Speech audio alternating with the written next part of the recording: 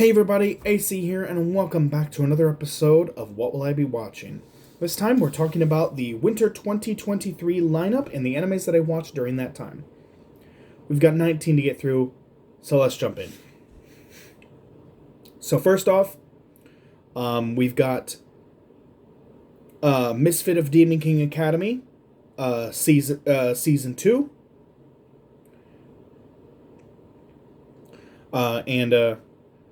That one was good. Season 2 was good. Season 3 not so much, but season 2 was good. I would recommend it. Nagatoro season 2, must watch. Danmachi season 5. This is the one that has to do with like Ryu, and her whole story, and that's absolutely amazing. Like, that is peak, right? That is peak Danmachi right there. She's my favorite character. I absolutely love her story. So, that is a must-watch. Bofuri Season 2. Bofuri Season 2. Already talked about Bofuri previously, so that's a recommend. Is that it for returning anime? No. Fruit of Evolution season 2. Burn it. Absolutely burn it. It's garbage. By the Grace of the Gods season 2. Recommend. Definitely recommend. All right. Okay, that's all the returning animes. So now we're on to other animes. Okay, so first off, Endo and Kobayashi Live, the latest on Tsundere Villainess Liselette. I love this anime. I legit love this anime. It covers the entire series.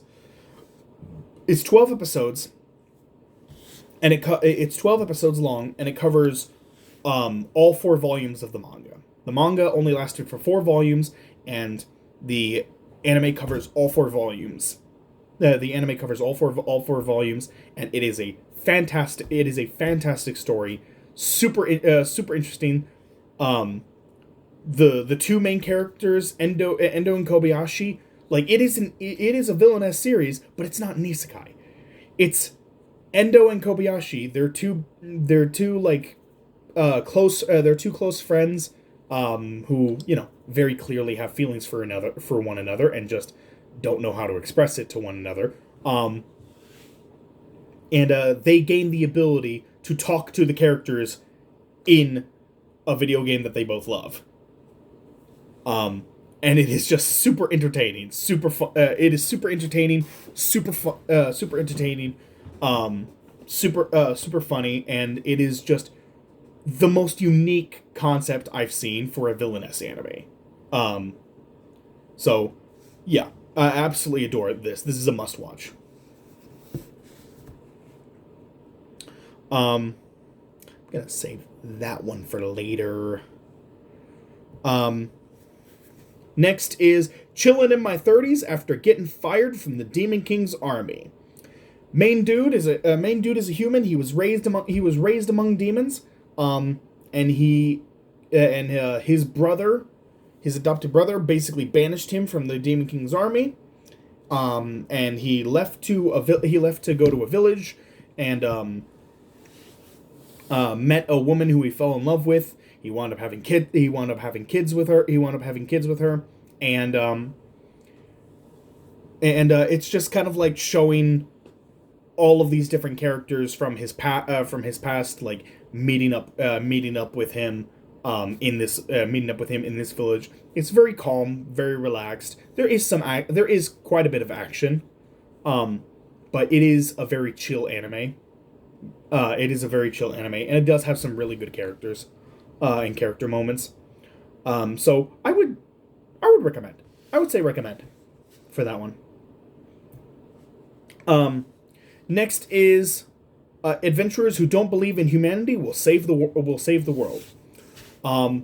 this is definitely a recommend. This is definitely a recommend. Like, every single character in this has been betrayed by people, and they just they think the worst of humanity. They think the absolute worst of humanity. They absolutely hate humanity, and yet this group of individuals gets chosen by the Holy Sword, and so like, um, when two of them combine their powers, they basically fuse together. Like, there's four characters in this team, and like, and so like you have different combinations of the characters. There's two guys, two girls, so you could have the mage and the priest fuse. You could have the thief and the berserker fuse. You could have the thief and the priest fuse. The thief and the mage. The berserker and the priest.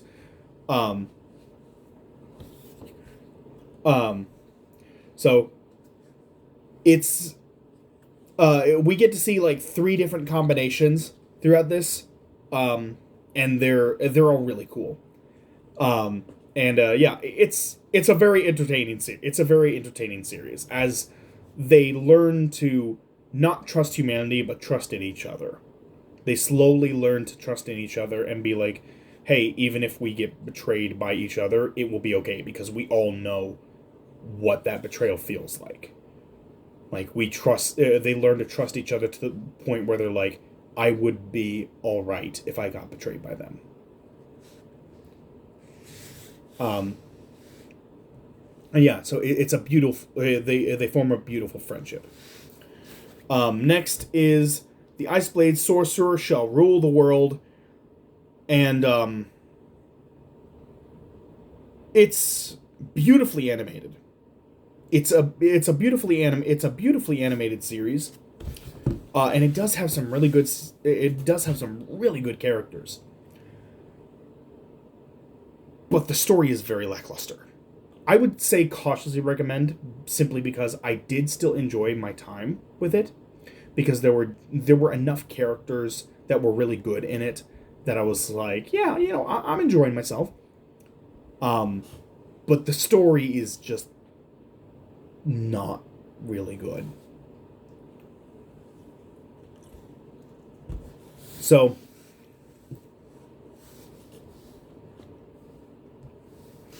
let's see. Next is the reincarnation of the strongest exorcist in another world. Boring. It is a very boring. It is a very boring anime.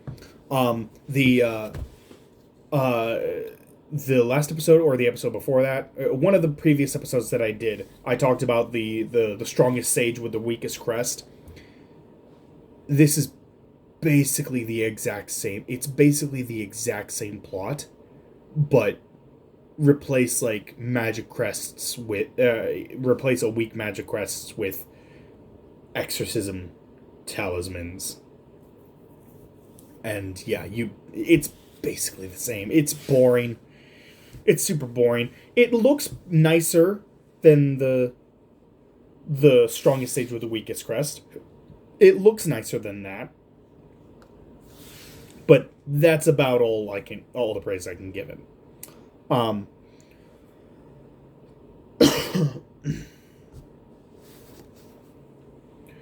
Campfire cooking in another world with my absurd skill. The dude's absurd skill in question is a skill that lets him buy from Amazon, basically.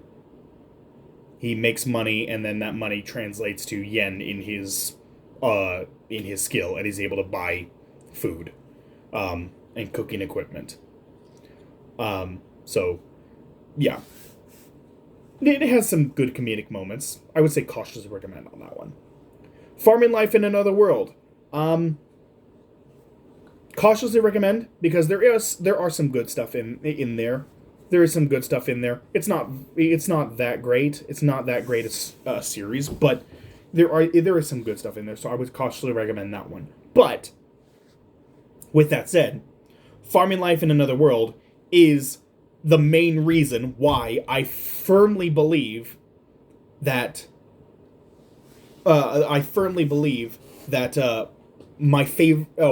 one of my favorite manhwas of all time, Solo Farming in the Tower, is one of my is there is no doubt in my mind that it could be an anime, that it could get an anime adaptation, because it's basically this.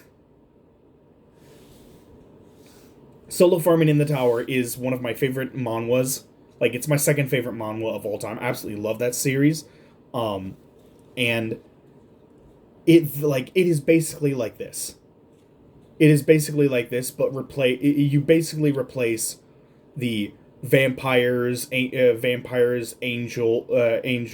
and vampires, angels, and elves, with dragons,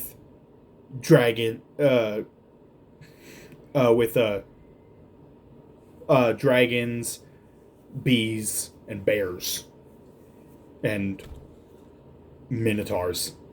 And yeah, those are your waifus. You got bee waifus, you got a dragon waifu, you got minotaur waifus, you got a bear waifu. Like, those are basically your different, like, waifu options, essentially. So, I mean, the furry community would go crazy for the series. There's no doubt in my mind. The furry community, if the series got an anime adaptation, the furry community would go crazy for it. But it is, like, that anime, it 100% convinced me that an anime adaptation of Solo Farming in the Tower could happen. And should. It absolutely should. Kubo-san Won't Let Me Be Invisible. Cute rom-com. They kind of play the one joke over and over and over again of, like, you know, he has such little presence that nobody really notices him, and the main girl is the only one who actually does find him every time, because, you know, she has a crush on him, but she keeps denying that. So yeah. So I cautiously recommend. I would say cautiously recommend. The Ice Guy and his cool female colleague. This is it's basically what would happen. This asks the question: what would happen if two kudereis fell in love? And it would take an extremely long time for them to make any progress. But it is very cute. It is a very cute rom-com. And it does have some really good side characters to go along with it. So I would say that is a must watch. It is a really good series. Next is The Angel Next Door Spoils Me Rotten. Another absolutely adorable rom-com. Love the series. I love that series. I love each of the characters. I can't think of a single character in that series that I did not like. The two of them are incredibly cute together, and I love the banter between them. The little playful banter between them. It's very cute. Very cute. Must watch.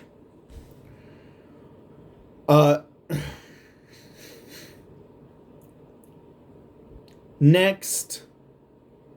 Okay, we're down to the last two. My Life as Inukai-san's Dog. You all knew this was coming. Do I even need to say it? Do I even need to say what my recommendation is for this?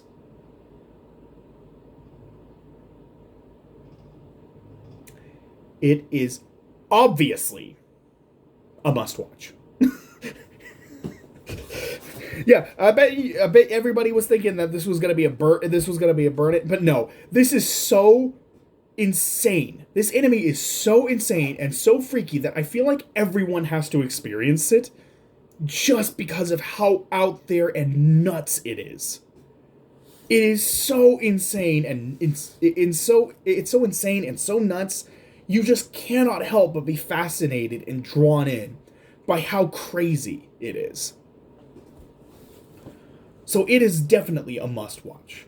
It is absolutely a must watch. It is just so freaky. It is so freaky.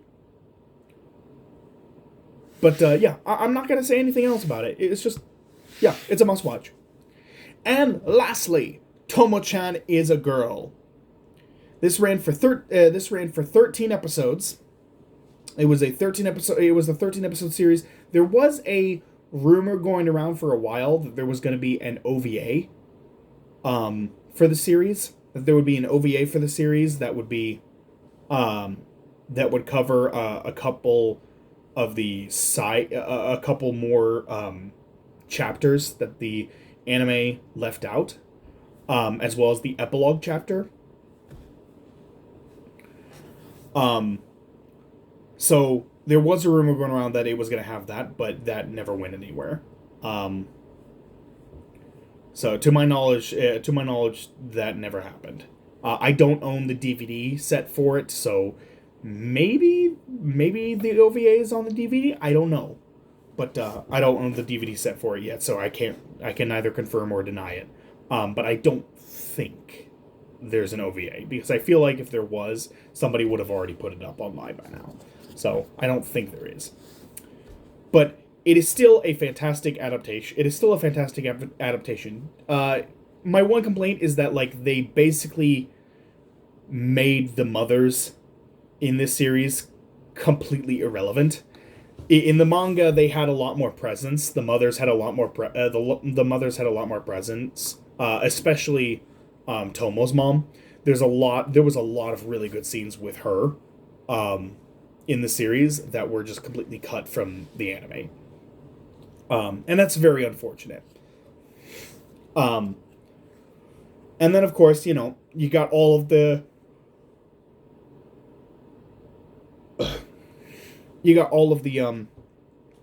all the side stories that actually help with like character development that were completely cut. And then Misuzu's romance was completely cut. Like there's a character who's in this series who has a crush on Misuzu, and she actually does end up agreeing to go out with him by the end of the series. So they each, like, all three of the girls have their guys by the end. So it is a really good series. It is a really good series, and unfortunately, like, some of the stuff got like completely cut. It's completely left on the cutting room floor. So I do think that I do think they would have been able to cover everything if they'd given it like maybe 2 more episodes. Have it be like a 15 episode season. I understand that would basically require them to start an entire month earlier. Basically. Well, either start a month earlier or just have it go on for an extra few weeks. But, like, I would have preferred them to cover more of the series and not cut out as much. Because this is one of my favorite mangas of all time. I absolutely adore this manga. So I really wanted a perfect adaptation. That's not what we got, but what we did get was still really good. They still hit all of the most important beats. All the most important beats were still hit. They didn't get everything that I wanted to see them. They didn't hit everything I wanted to see them hit, but they got what was most important to the main story. So I would say that would be a must watch. It is still a really good adaptation despite my minor criticisms. So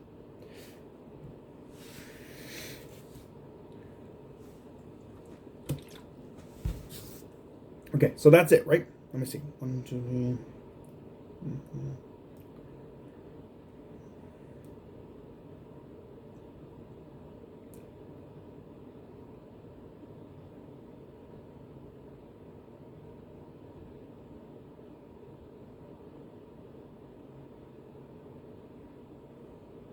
Oh, no, no, no, no, no, no.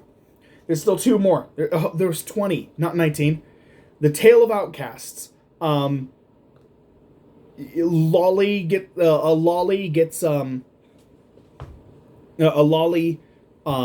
makes a deal with a demon, sacrifices her sight in order to have the demon free her from being being like used and abused by the orphanage that she's trapped in. And basically the two of them just kind of go on a journey and form an unlikely friendship. Yeah, I mean it's cute. It's cute. It has a decent enough story, but it's not gonna be for everyone. So I would say cautiously recommend that one.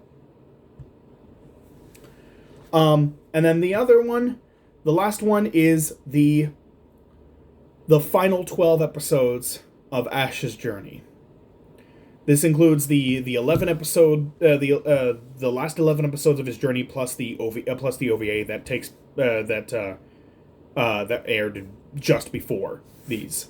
So this is technically the 26th season of the Pokemon anime.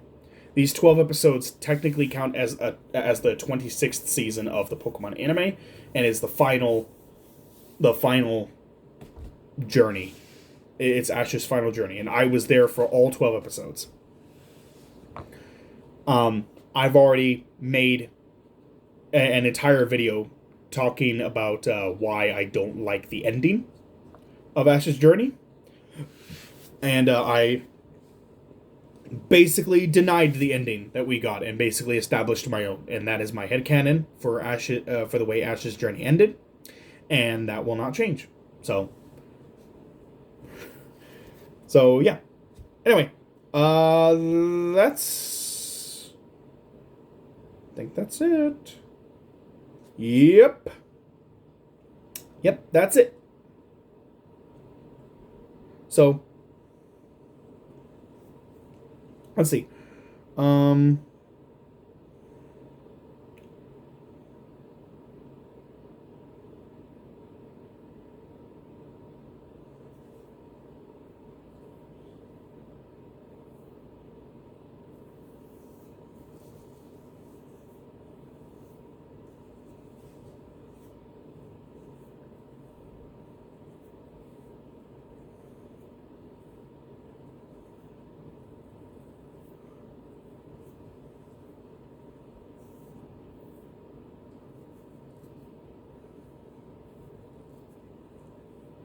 Okay, there's 12.